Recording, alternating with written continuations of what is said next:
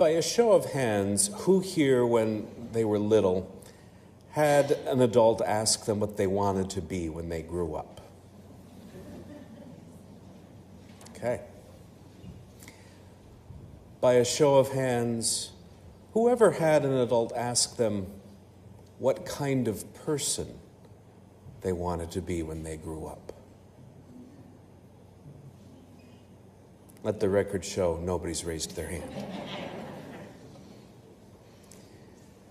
When we look at the world, when we look at how people treat each other, when we see the injustice, the violence, the greed, the scandal, when we see all of those things that just make us shake our heads or sigh or say to ourselves, how did it get like this? We really ought not be surprised. When we live in the midst of a culture that almost obsesses over what children will do with their lives more than how they will live. We focus so much on what kind of education our children will get, what kind of jobs they will get, what kind of income they will make, and so little on what will give them good character. When I was newly ordained, I had the responsibility of running the baptism class for St. Mary's in Ballston Spa. And I used to ask the young parents, so why is it that you want to have your child baptized? And usually I got some answer like, well, this is what we do in our family. You know? Okay, well, what is it you are looking for your child? What do you want for your child? Well, we want them to get a good education, get a good job, make good money, and, have a family someday. Well, okay. Well, let me ask you this. What if your son here, what if he were to grow up to become head of an international drug cartel? He'd make all kinds of money. He'd have to be absolutely brilliant. He'd have all kinds of influence. He would know politics, international relations. He'd have an excellent knowledge of the law. He'd have all kinds of money and power, could do what he wanted. And of course, they would say, oh, no, we don't want something like that. It was also around that time there was a scandal that had broken in Washington, D.C. We shall say, head lady of the night for the entire city was discovered, shall we say. Her black book was discovered, along with the names of countless politicians and government officials and world leaders. And so I would say to them, okay, well, what about your daughter? Would you like to see her grow up to become this? I mean, this was a woman who had unimaginable power and influence. She had wealth. She could move in whatever circles in society she wanted. And of course, they would say, no, we don't want that. And so I would ask these parents, well, then how are you going to prevent that? How are you going to set your child on a different trajectory so that they will know it's not only important to make decent money, but how they will earn that money matters? In these Beatitudes we hear in today's gospel, we get a list of values. We get a list of dispositions, characteristics, descriptions of how to be disciples of Jesus. Being disciples, that is what we are called to be. These Beatitudes is how we are called to do it.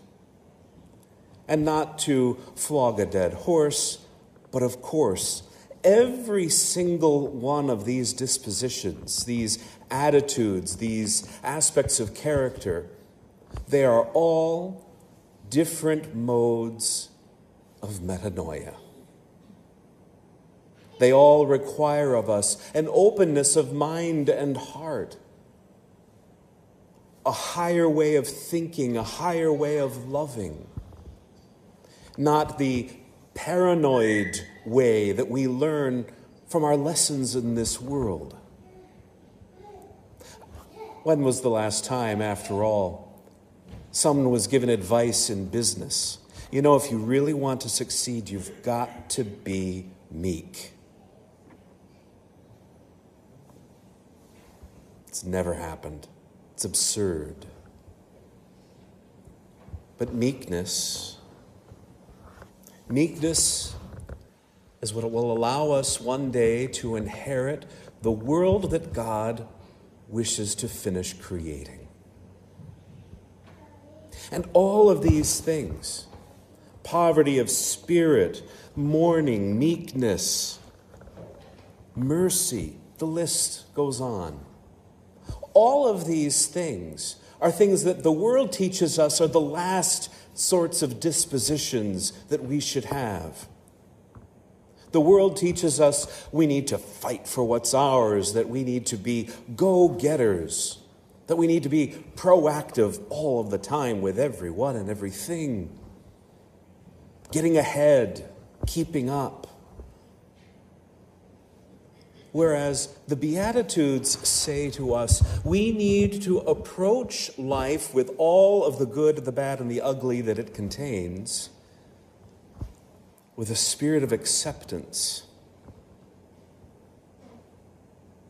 from a posture of flexibility, adaptability, indeed serenity. Because this world and this life will never ultimately satisfy our deepest needs.